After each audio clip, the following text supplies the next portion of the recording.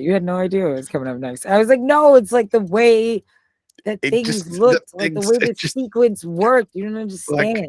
it just you don't He's like, understand. no, I watched you play the game and I knew that it was coming after. Like, why would you? I was like,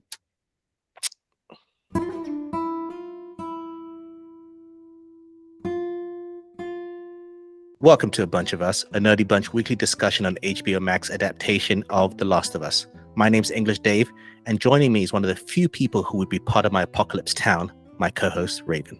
What's up, Raven? what up, Dave? You'd be part of my Seriously, apocalypse though. town, right? You would be. Yeah, my apocalypse town maybe consists of 5 tops, and you'd be one of them, Dave. That shit Thank you. counts. I mean, plus they're plus ones, but Yeah, of course, 5 folks, of course. Yeah, of course. Yeah, Gigi could obviously live in my town. Of course. Oh no, we need food people. Yeah. We've talked about this. People always think of the gun people, the fighting people, the hunting people, but you need the food people. Yeah, somebody has to cook the food. Not just cooking, but just knowledge, just knowing. I'd rather be out catching it. But not just that, like I can cook with instructions, but just like knowledge of like, no, you can't eat that. Oh no, this is actually good if you're trying to have this much energy and this. I don't know that stuff. You need someone that knows this stuff. Like because you can just be eating nonsense that's actually doing harm for you.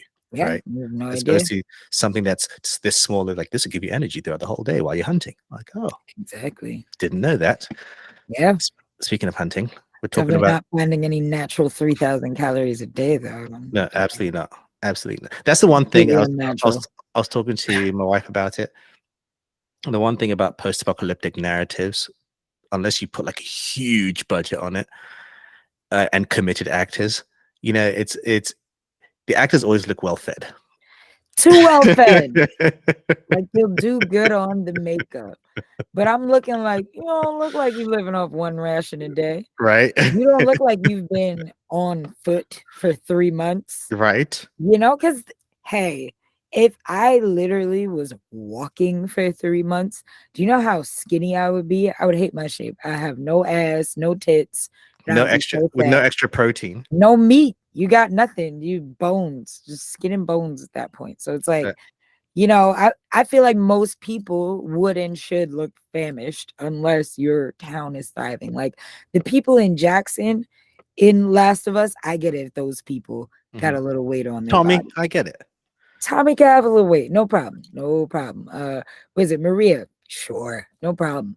But Ellie and Joel, I mean, maybe because you're hunting whole deer for just the two of you, but I don't know. I don't know. It's magic hard. Bags. Oh, magic bags. You're right about that. They do have magic bags.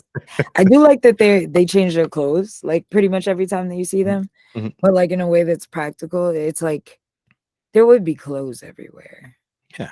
I never really thought of that. Like, I don't know, in Apocalypse, I was always like walking around in disgusting clothes all the time, like dirty clothes, Like if you're a random size for shoes and clothes, everything. But then again, do they have clothes anywhere? Because people loot stupid shit in apocalypses, and are there absolutely there's no Jordans, no clothes, but there's there's no Jordans nowhere. No Jordans. This episode, the penultimate episode, episode 8. When we are in need, Ellie crosses paths with a vengeful group of survivors and draws the attention of its leader. A weakened Joel faces a new threat. This episode is one of those episodes that sticks extremely close to the game, plus gives us other perspectives that the game doesn't give us. And I would say, because this is in the game, so this is kind of spoiler for the game, not really, but in the game, this is like this moment is like the last big, the last big action beats. It's this whole sequence. It's the penultimate moment too in the game. Yeah, exactly. That's what I'm saying. I'm saying in the game, it's like the last fight, the last thing, which is interesting because like when I was playing the game, because obviously we know the show had 9 episodes. When they're playing the game, I didn't know I was this close to the end at this point. Yeah. And then when I was like, oh, this was the last. Because usually in games you're like, that's the last boss, that's the last fight. You can tell. It doesn't, because there's no villain in this, in the sense of like there's no like person that's a villain that's chasing you or whatever. It's just these people and their crew are your main villains you're fighting. but it's not Yeah. like it's built up. But again, it's not necessarily in a bad way. It's almost like this episode, I think, and for people who've never played the game, it's almost disarming, right? Mhm. Especially the character of David. Even in the game, there's a sense of creepiness to him, but you're not quite sure, is it because he's surviving and he himself is cautious, or is he actually bad?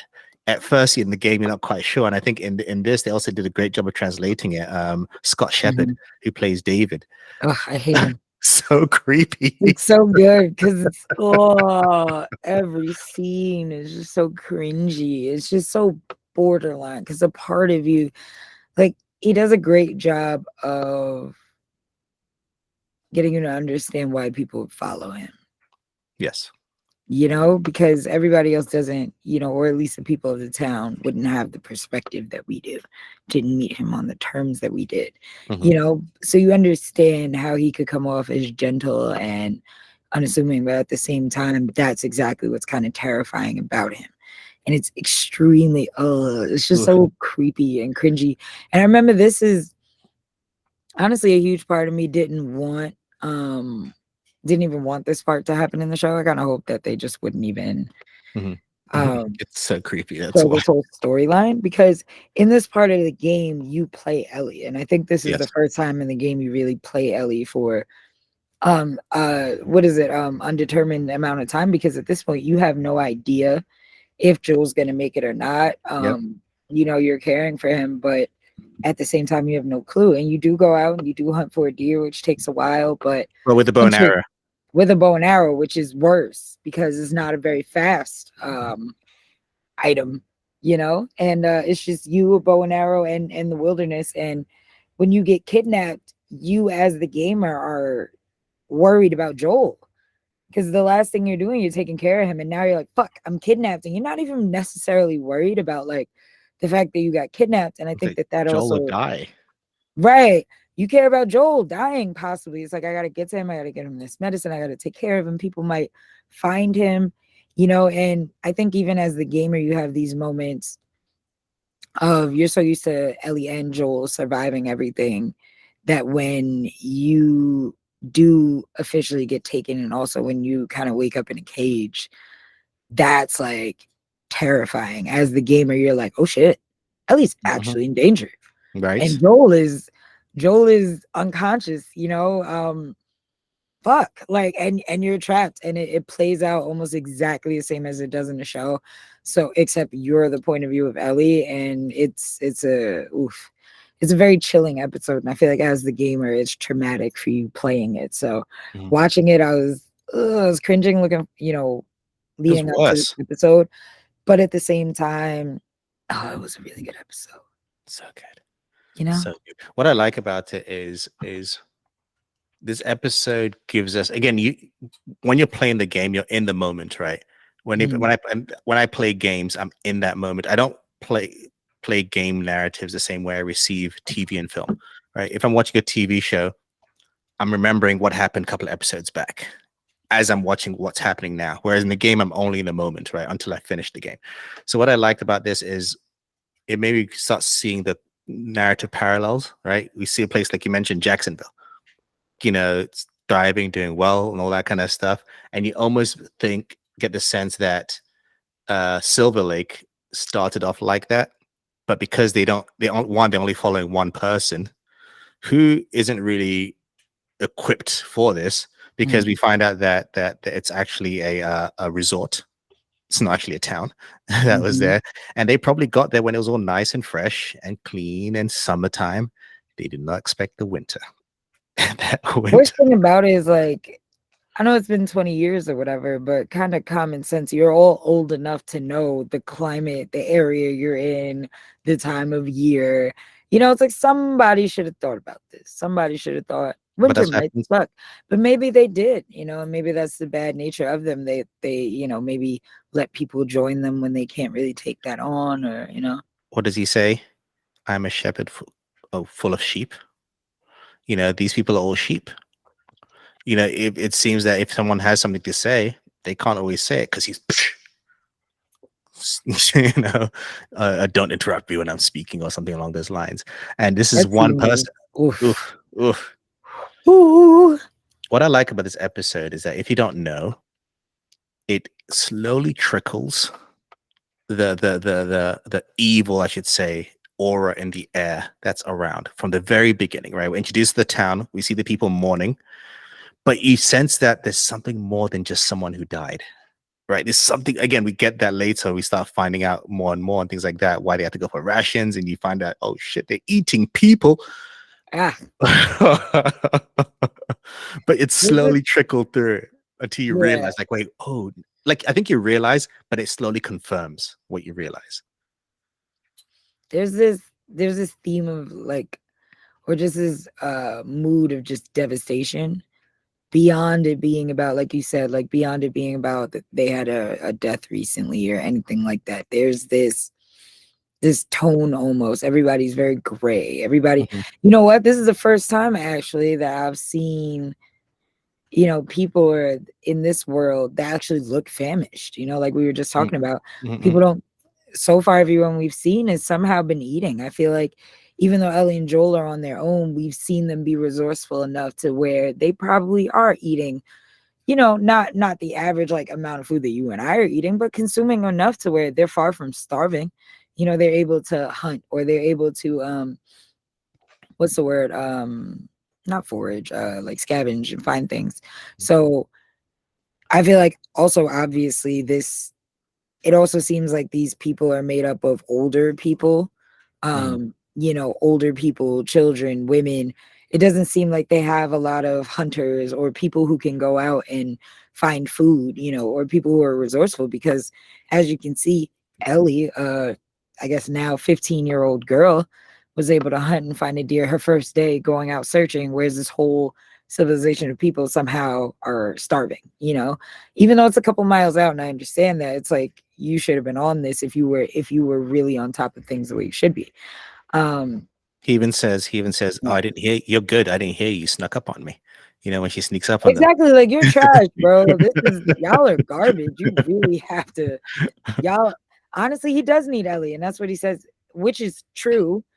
He does need Ellie. He could use another hand, but the way he wants to go about it is the part that's cringy and effed up. Mhm. And we see the way things play out, and it's tough to get there. It is, and I like that moment, when they meet right after they've kind of had that standoff moment about what should we do. What I like about that moment, again, in the game, same as the game, if you don't know where it's leading, that standoff moment feels like two groups of people who don't want trouble, but they understand how others might see them, right? So like you see, and again, in hindsight, you start to understand that David is such a manipulator, but you don't realize this at the moment if you don't know, where he's like giving Ellie control, right, of the situation, put his hand up, James, go get the medicine for me. No, this is not code, go get it. He's trying super hard, and I think he does a great job of trying to get Ellie to trust him.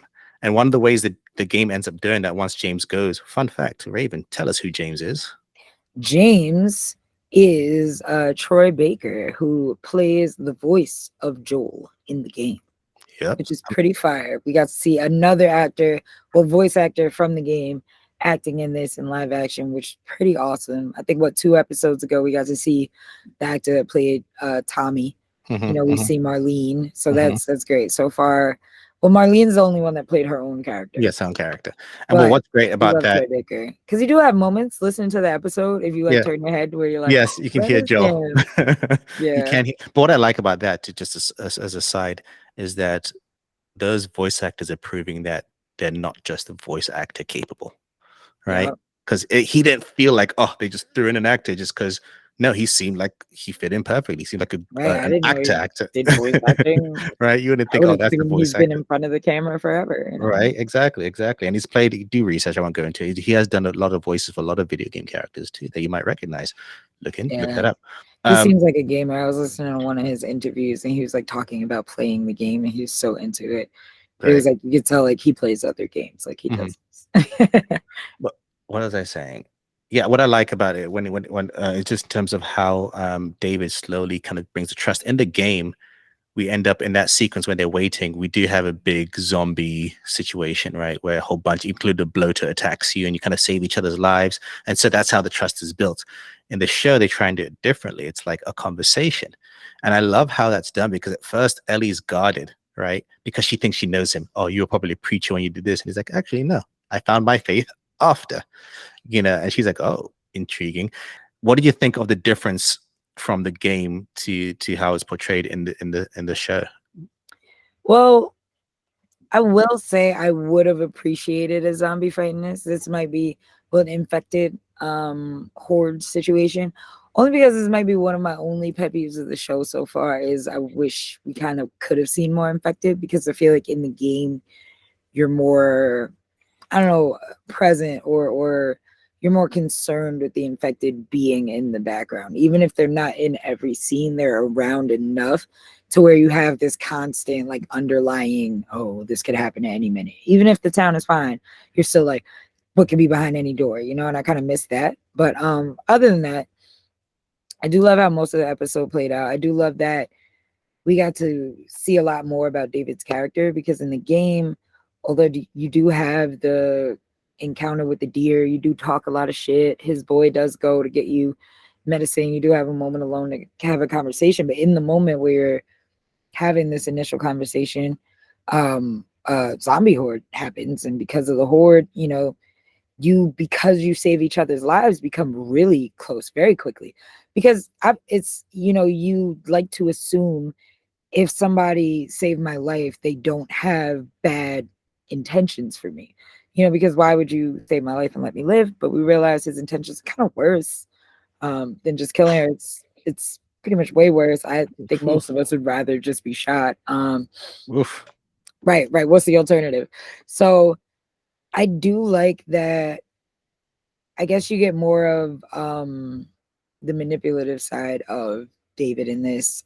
He seems a lot more calculating in the show, I Yes, would say.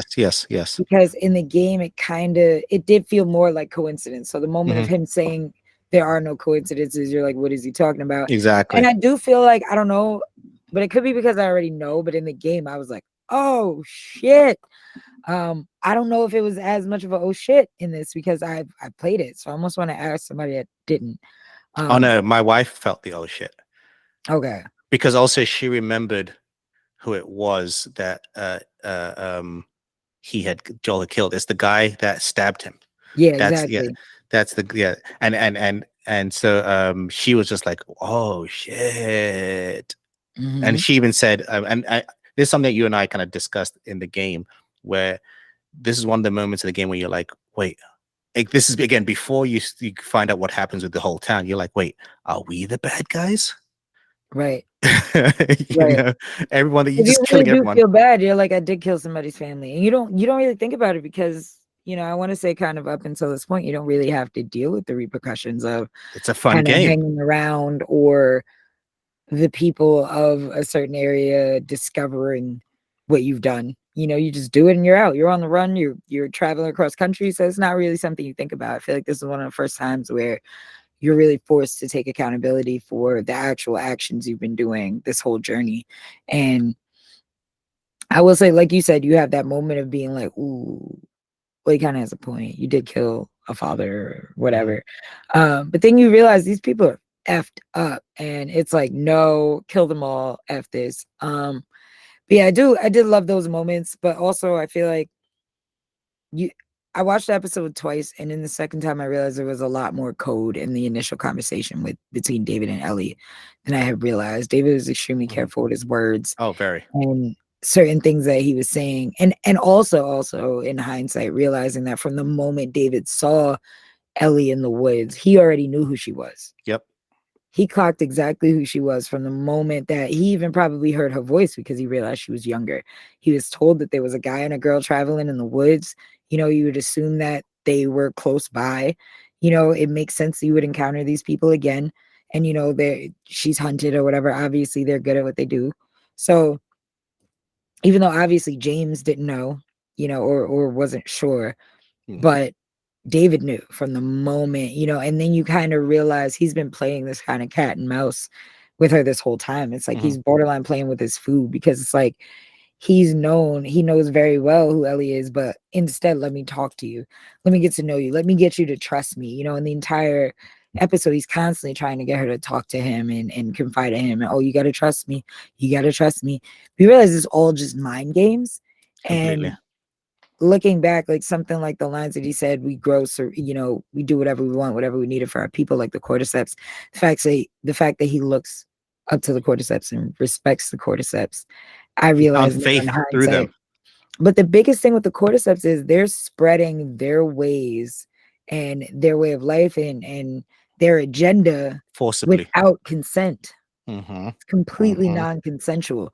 So Mm-hmm. he's telling you early in the first encounter that he believes in forcing his will upon people, whether it be through violence or, It's your by choice. Is it gonna force, be violence or you're gonna by any get it. means, You're by gonna any get it. means, So you either like he it must or fight you his way. right. Right. That's the point, you Literally. know?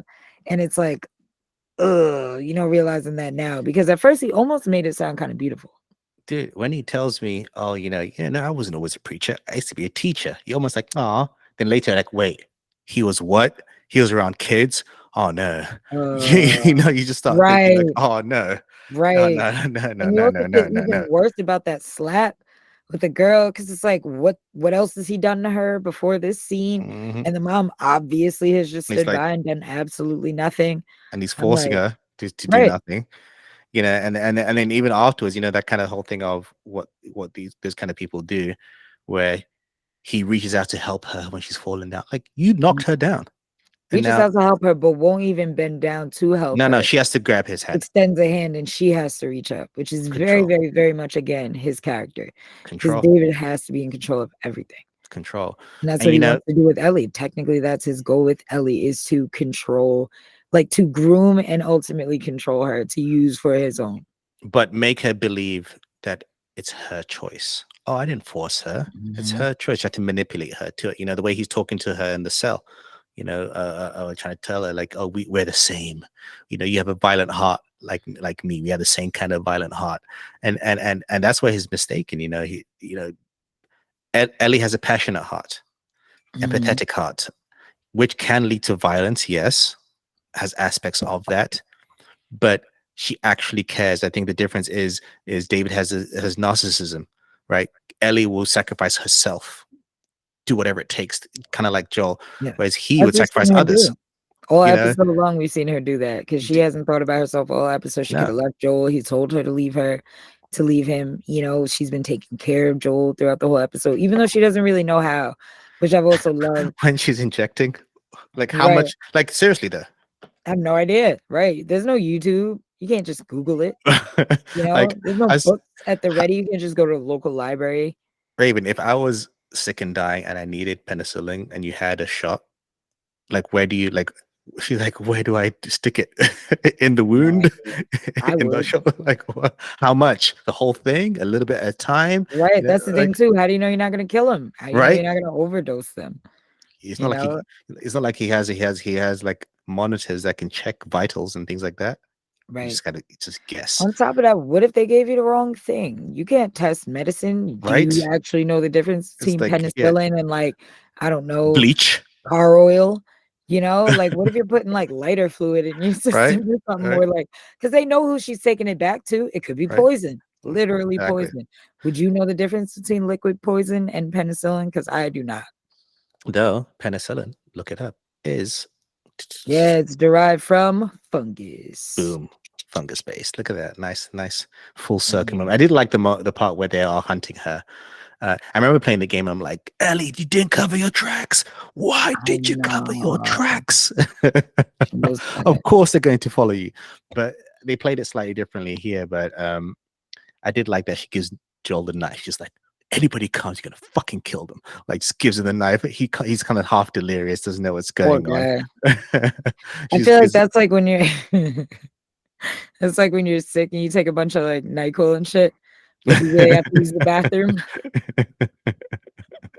Ah, ah, just like I don't fighting to want get to. out. I don't want to. Consequences are serious. But yeah, I do.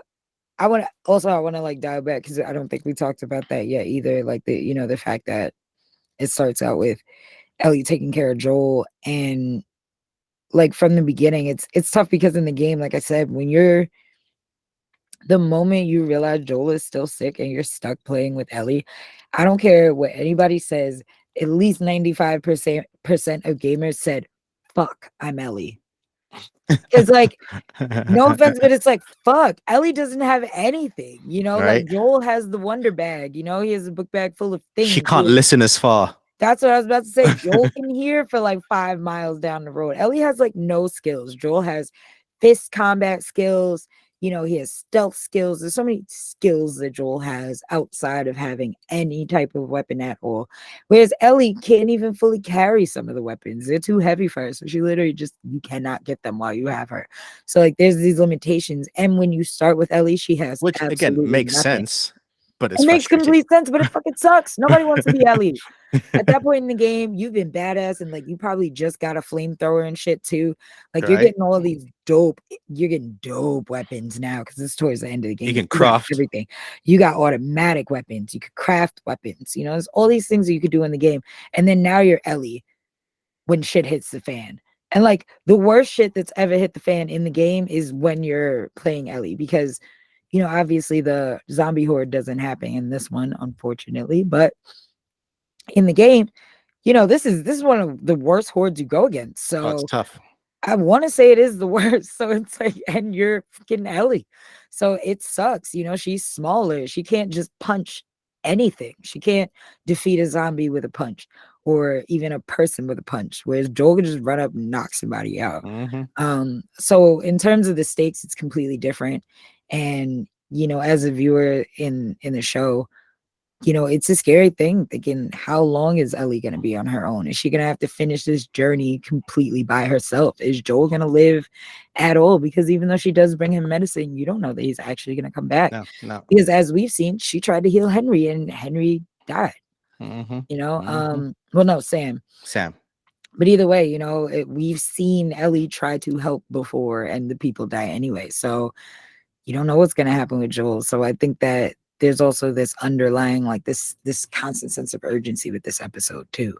That kind of makes everything even more intense because you're worried about Joel throughout the whole episode. Let's go back also to the scene in the kitchen. When Ellie, a great, nice, we get a lot of scenes between Ellie and David. And this is David again trying to recruit her once more, and she's starting to really catch on to who he is. She sees the ear, and he's just like, only a few people know about this. I was going to tell you. And so we understand that the town doesn't know. And I don't believe that. Like, I like that scene earlier on where it's like, what's that? Venison. Sure. Right. But then it's funny because literally the next scene he walks in with a whole deer, right, like, in perfect condition. Right. It's like awkward. Right. Where was this meat from then? Wait and then a which minute. gives We're us more eating context. venison and you just brought it here. Which gives us more exposition to the fact that when he says to the girl, "Oh no, we can't bury your father. The ground is too hard." It's like, no, we ate him. Yeah, you ate your daddy for stew. We ate Like, your dad. More. And do you notice David's plate is bigger? I don't know if that was the real deer meat or that was human meat, but he had more than everyone else. No, that plate was already cooked. That Yeah. food was already cooked. She went in that same fucking pot and made David a So plate from that he's same pot. enjoying it. But I liked like you see the difference, right? Like David has the big pot, a big plate, and then everyone else has small plates, but they're all like scarfing it down. But then James, who knows the truth, is just like eating a little bit because he knows he has to eat. To survive. He has to eat, but he knows what he's eating, and he's just disgusting. like, which is what's worse for him. I also do love that too. You get the idea, obviously, that James is just broken. Like James is just surviving at this point. He's doing what he has to do, which is similar to what happened with Joel. What we were seeing with Joel before he meets Ellie. So I do like that you kind of get to see these other sides or the what could have happened to these characters because Joel could have very easily been like James, where he's also helping carve up people and serving it, just to quote unquote survive. And James is one of those people that could have survived, but he knows what he needs to do. He's just that he's not a leader and he's following, right? Because Mhm. like he had no He also problem. doesn't want to be, Because you even know. before, when and talk about when David wants to bring Ellie back, and James is like, "No, we don't have to kill her, but we're not bringing her back. That's an extra mouth to feed." He doesn't necessarily have to kill her, but it's just like I'm not trying to bring more people back here, trying to figure shit out. The reason why we're eating people is because we don't Right. have enough food to spread around. Now we're Unless gonna you're bring bringing her back as dinner. right. As dinner, not to dinner. But yeah, to go back to that scene, I do like that Ellie starts to in the kitchen. I love that the kitchen's also the prison, like it's a cell. Like, damn. Yeah. When you think about that, That food what? also doesn't look very good. It doesn't look like they're No, really throwing down in the no, kitchen. Because, no. I mean, if you cook up human good enough, maybe I would throw down. I have no idea. You season it up properly, maybe. Maybe I have no issue with it. I have no idea. We trying to survive out here. That food looked like lack of everything. Lack of flavor, Oh, lack of color, lack of lack of cooking. seasoning, lack of cooking. Right. But Y'all need to cook the shit out of that, and it just didn't look very appetizing. But I like how it plays out similar to the game. He puts his hand on the bar. She's like, yes, listening to him, puts her hand on his, and then bam, breaks his finger. Even then in the game, I was like, oh, Ellie, damn. yeah. I was waiting for this line the entire series. That is Of course. hands down, bar none, my favorite line of the entire game. And like, because the whole scene is just amazing. Even just acting wise, just the actors bouncing off of Oh, each other. yes, yes. Bella Ramsey did an amazing job. Just full savage. Right, because you go through all of the emotions, you almost start to think that she might even give in, because when he starts to say, I'll make sure that, they leave Joel alone. Mm-hmm. In that moment, you see her her mood shift completely. And you almost think maybe she will go for it just to protect Joel. Mm-hmm. Knowing that eventually Joel might come and save her. Maybe she'll rely on that. You really don't know where it's going to go.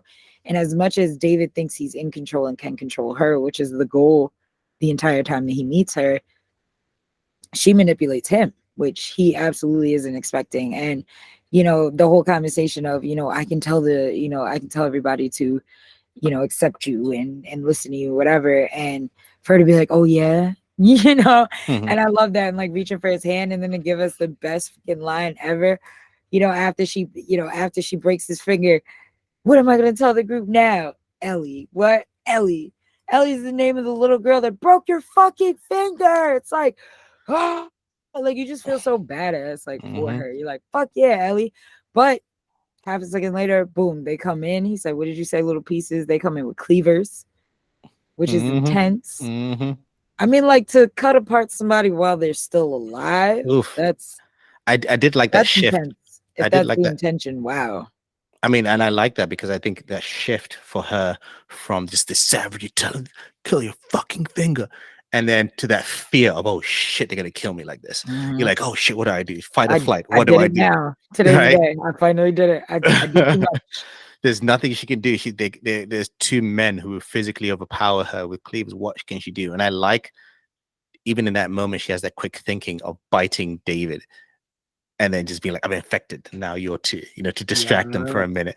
And, even though I've played the game twice now, it still caught me by surprise when she just gets the cleaver to James's neck. Ah, I was like, so good. oh, so good. I was just like, Because I forgot oh about that shit. too. When she Totally got him, I forgot. was like, oh shit. And again, I love how it's played out because it's not a lot of movies and a lot of shows, whatever, would have over dramatized that. Like him, like, the way Yeah, he he kind of was just just drops out. right away because it hits Yeah. the carotid artery And I straight love away. that she is able to get away, and in the timing she's able to get away, it makes sense.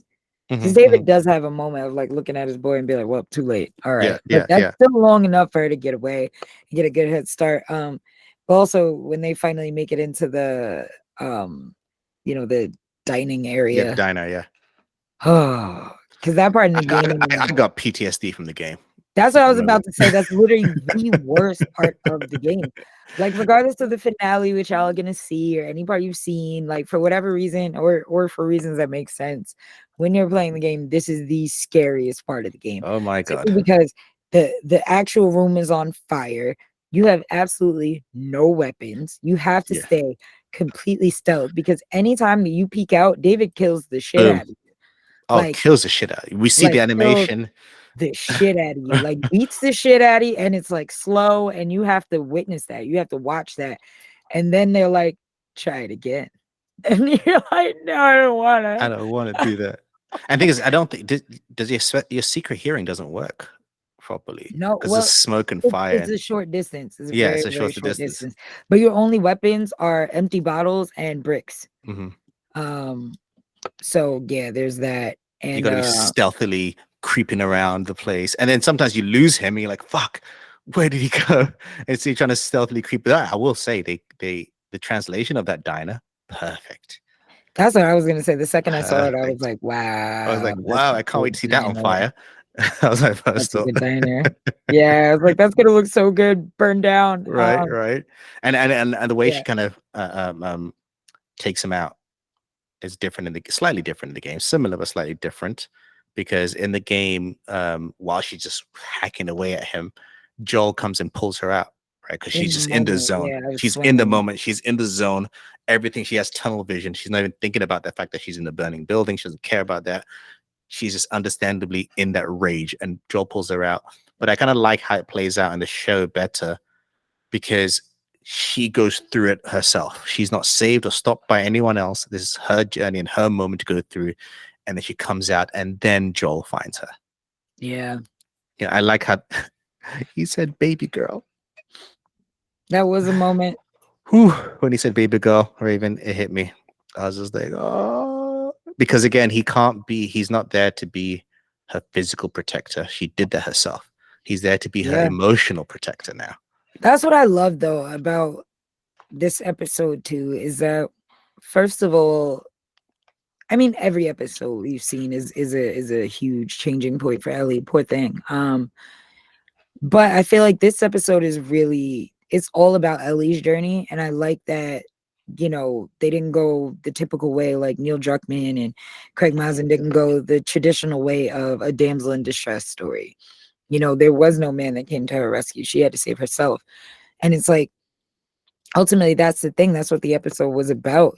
She had to learn how to survive on her own because she has to go through, or at least be prepared for the possibility of Joel not being there. Joel is old, at bare minimum, not old but older. Mm-hmm. Joel, any day could be his last day, and she also has to learn or use all the things that he's taught her so far to survive. And I love throughout the whole episode that you get Joel's influences. The very beginning when the decision to go hunting, she's feeding Shimmer, which also rest in peace Shimmer. It got me in the show. I mean, it got me in the game, and it's sad in this, but it wasn't as tragic. I feel like you had Shimmer for like 2 chapters or Yeah. something in the game, and Yeah. it like hurt. Which is the name of the horse. I'm sorry, I y'all. was going to say for people who didn't Y'all that realize. don't know, Shimmer is the name of the horse. Yes. Yeah, so like you have that, she's taking care of the horse by herself while Joel is out. So that's 2 things she's taking care of, and herself. Then beyond that, even when she first encounters David and James, the way that she changed her voice slightly, she tries to Yeah. sound a little tougher, you Uh, know, and even her calling him buddy boy, I'll put one between your eyes, and same goes for buddy boy. It's very, very, very Joel-esque. Like everything that, all of her actions, especially even being like, I'm not going anywhere with you, all the actions she takes, she never takes her eyes off of David. She has a gun pointed at him at all times. So all these things are great. And technically in any other situation, if he was a typical regular henchman or person that you encounter on the streets, or what do they call them? Raiders. If he was mm-hmm. the typical raider, she would have been able to take him out, no problem. But David's a little different, than your typical shitty person in the apocalypse. But I do love that, constantly, even her being in the cage, and not giving up her name, or, there's all these little things that were very, very, very Joel inspired. But in this episode, we realize like she's going to be okay by herself, or she can handle herself physically. But now she has to go through the trauma. And now it shifts where Joel is going to become more of an emotional, figure to her, or somebody she can, somebody that protects her emotionally, Yeah. as opposed to, I have to fight for you physically. I have Mm-hmm. to protect you physically, because now she can handle herself. Now you're my partner. Mm-hmm. But you're gonna have a lot to go through now dealing with what just happened, and all of the things that we've encountered, all the things that we've had to do to get to this point. She needs Joel now in a whole different way than she ever has. And there's also a huge shift that happens with Ellie in the sense where she's probably not going to be the same again. This which is is what real trauma. which is what he was trying to protect her from a few episodes back, right? Exactly. And He's nothing literally else did it. that. All the things that he thought was going to Yeah. be the thing to kind of break her or change her because he wanted her to stay innocent forever. Mhm. This is that moment, and it sucks and it is tragic. And the only thing that he can do is be there for her emotionally because Mhm. he looks at her at the end almost as if he's failed her. Yep. Again, she Yep. has to deal with that failure all over again, Mhm. which leads to the whole baby girl quote, which is tough because in And that moment you're like, oh, I love it because the journey, especially because in the show, right? The show's really stretched out Joel's walls. It's really kind of reinforced it as opposed. Like I feel like Joel's walls came down easier in the game, whereas mm, in the show the walls were up a lot stronger. And so hearing him call her baby girl, you're like, oh, those walls have come crumbling down. He tried to keep them up, but they've come crumbling down. And this is that he's finally seeing her through that lens, right? She's not just a package. She's not and just they finally cargo, hug right? while conscious, Oh, I love both it. of them. I love it. Because even those moments too, and we didn't mention that, I forgot to, but in the beginning when she's taking care of him, like Mm-hmm. laying on him and leaning on his shoulder, you see him slowly lean his head on her too. Mm-hmm. You could get the sense that he knows, like, she's keeping me alive right now, and I do care about this person, and Mm-hmm. I really want to look after this person. They want to look after me. So in the end, that actual conscious, consensual embrace, oh, it's so amazing. And I hate that all of this had to happen for us to get that Yeah. moment. Yeah. But at the same time, it is the beauty in the mess of it all. And speaking of that, I like that how when she's killing Davey, it's like slamming, just Bella Ramsey again, oof. just the viciousness of it all. Even the subtlety of having the blood splatter on the screen. Mhm. Sometimes a lot of TV shows and movies do that, and I think they overdo it. But I think Yeah. this was done really well because you really felt that visceral You were right nature of there the with it. moment. You were like, Like yeah, yeah, 100%. Speaking yeah. of visceral moments, Joel when he finally wakes up, oof. I wanted to say that too. We got a Shiv moment, which I We did. love. We got some stealth kills. Loved We it. did. We did. Ah, But again, what I like about it is that you see that Joel is skilled, not superhuman. yep. And You Joel know, is terrifying at 10%. right? Because Joel is maybe at a hot 25 by the end of the episode, and just bodies, three, four, Just five oof, bodies on his oof. whole path. There's just bodies. And like even the fact that he was able to interrogate and hold two people hostage Oof. while at 10 to 25% is insane. The fact that two people got taken out by this man is absolutely just, but I feel like also again, like you said, it goes to show that he's tactful. Mhm. He's a skilled, skilled, trained person, whether he is, at 10% or not. He's a dangerous man. Mm-hmm. You And, know, and and I think it also highlights the fact that all these people that we meet, usually in these kind of stories, everyone is a dangerous person. All these people, they're all just regular guys who are they're just like, regular people. Joel's actually scary. like, the way that you could tell the fear. In previous episode, Brian was just a regular Right. kid, and this one, Right. after Joel kills the guy's friend, the guy's actually scared. He's He is, actually as he should fearful. be. Like I'm As scared he for him. Even in so the game, I didn't want scary. to press the button in the game. Me neither. I I was did. like, I gotta kill him too. Damn, Like Joel. he told us the truth, Joel. I will say though, David referred to himself and said that he's a shepherd among sheep. Joel is a fucking wolf among Yep, sheep. that's It's the a problem. huge difference. You It's don't a fuck with fucking Joel. Joel's not trying to lead you. Joel's gonna kill you.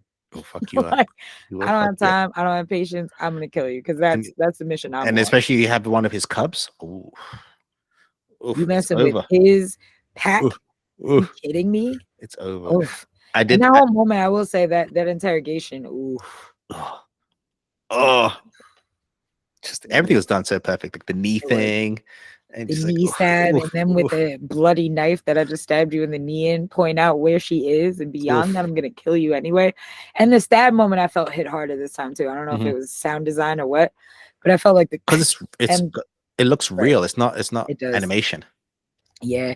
And the way that his friend jerked, is just such a true reaction. And I noticed too, it's a direct quote, the shit, Jesus, no, Yeah. same is yeah, same dialogue. I was like, wow. And Uh, I another love moment I that like. death continues to be ugly in this show. Yes, I yes. want to Well, say because they that's don't my overdo favorite it. thing too. Is Because they death don't overdo it. continues to be ugly in this show. Every single person that's died in this episode, it was terrible. When Joel first shivs or shanks the guy, um, No, when he or punches the guy, felt, when he beats the guy to death in the first yeah, episode, he terrifying. And then like in this episode where he like has to literally and then stab him to hold the the ground guy. and then lean on him to keep himself up Oof. as they fall to the ground silently. It's like, oh, just die, bro. Damn. Right, Just die right. I feel quickly. like you do remember, like outside of like random deaths by the infected, like in a big horde. If it's a human killing a human, or Joel killing, or Ellie killing, I remember them all, and that's very I rare for a do. TV I show to be do. like, I remembered all the people that they killed. Yeah. Like the fact that we still talk about Brian, like Yeah. like things like that. And I think they do a great job where in the game you get that sense of violence by using it, doing a lot of violent acts. Right, the Yeah. game does some crazy way to kill people, slamming people's heads against the side, smacking into pieces of glass. Yeah. Like they have some very creative. I remember the first time playing that game, I had to put the controller down after my third kill. I was like, "Whoa, this is extreme." And so, it's not glorified. You understand Yeah. the weight of it, but you couldn't do it the same way in a TV show because it would just be John Wick. Mm, Which is cool in exactly. its own, but you don't feel the weight of death in John Wick. It's just like, this is cool. Yeah. Whereas in The Last of Us, you need to feel the weight. And because The Last of Us also plays with, like we always say, the gray areas. It's not necessarily protagonists, antagonists. There's gray areas, like this episode starts to show. Because again, obviously, David is an evil person, but the people that follow him are not evil. No, not Someone, at all. so the person that Joel killed The people was that just follow him are faithful people. right. They're people who believe in God. They're people who are, quote unquote, He doing all doesn't that. even believe. That's the crazy thing about it. It's not even That's that the some sad people. thing about it that I wanted to say too. Yep. And that's the sad thing about a lot of cults. And that's a sad thing about a lot of these religious leaders is the fact that the people who are leading it all don't actually believe in what they Hmm. preach. And that's the worst thing about it because the followers will follow them blindly on the words that they're saying that the person saying words doesn't believe themselves. And Hmm. it's dangerous. And I also feel like this episode is also a huge dialogue on ruling society by law, or like a socialist society compared to by a theocracy and by a religious, there's reason there's separation between church and state, which is why we got to see Jackson and how things are in Jackson compared to this is how things are, in what is it, Silver Lake. Silver Lake, yeah. And So even the town is fake, right? It's a resort. It's not right. even a real And town, also it's a patriarchy beyond right? it being, led by religion. It's also led in a patriarchal society. And we get to see the Hmm. downsides, the upsides and the downsides of all of that. So I love that this episode serves as a contrast and serves to show further extremes of this is what people do to survive. Hmm. And in every form of it. This is a Well, good Raven, episode. Oh, next episode finale. We know how it ends. we I'm do. very curious to see I'm how interested to see if it's gonna be the exact, same. and I'm going to see how. I will say this: I feel this is going to be a very divisive episode because I don't think people are ready. Like I we think that we will this love it, but next I think episode might completely alter how people feel about the entire show. exactly that's So what I'm I'm saying. extremely interested to see Yes, how I the agree. general public, especially the non-gamers, the people that That's what have I'm no saying. idea You have no idea where it's how are they going. gonna feel, or how are we gonna feel if they change it. That's the thing. That's the thing too. If they That's do the other switch thing. it up, are we gonna feel like it's a cop out? Or are we gonna feel like fuck yes, thank goodness? I have no idea. Oof. Yeah. I can't even get through I'm just looking thinking forward about to it now. talking to y'all about it, like Yes. talking at y'all about it, because you can't talk back to me. I'm sorry, but you can talk back to us if you hit us up on social media. So please follow us and everything. on that note, what do you nerdies think of this episode? The next episode is the finale. Are you still in love with this show, or do you think it's fallen off? Let us know. Are you someone that thinks there needs to be more zombies? Actually, speaking of that, I was thinking about that. I had a friend recently that complained to me. He said he hates it. He's a gamer. He watched the show up until Bill and Frank, and he is a gay man, identifies as a gay man. And I was like, so beautiful, right? He was like, way too much talking. I was so over it. The episode ended, and I was like, fuck this. I'm not watching it anymore. And I was like, what? But either way, he was like, nah. So he said there wasn't enough zombie fights. So I'm interested. He said there wasn't enough infected in general for a show that he thought was going to be about that. So I'm interested. For you that don't play the game, let us know. Let us know. I do kind of understand why in the show they would, because I feel like in the show, before you finish, I feel like a video game versus a show or movie is slightly different. You let things pass with the video game, right? Logic. Mm-hmm. You're like unlimited bullets, unlimited bag, doesn't matter. Super hearing, logic goes. But with a TV show or movie, our brains start thinking, that makes no sense. Logic. Because I feel like I was thinking about that sequence in the game where David and Ellie are waiting for James. In the game, like you said, they get attacked by a horde of zombies or infected. In the show, we don't get that. But I was thinking of that. In the show, if that happened, I would be like, wait, where did they come from? We've already established that the cold and this, and everything would start. They'd have to figure out a reason why they would be that many in the middle of nowhere. Where did they come from? It's not like in previous episode where it's like, oh, there's underground tunnels that they could be in. This is the middle of nowhere. In the cold, they've already established they can't move very well in the cold. Like, right. So it would be a lot of like, exactly. I get it. So I'm not mad at it, but again, there could be people who are viewing that, feel differently. They didn't know what to expect. We played the whole game. So anyway, what are your thoughts? Find us on social media at The Nerdy Bunch. We'd like to hear your thoughts. Thank you, Raven. Thank you.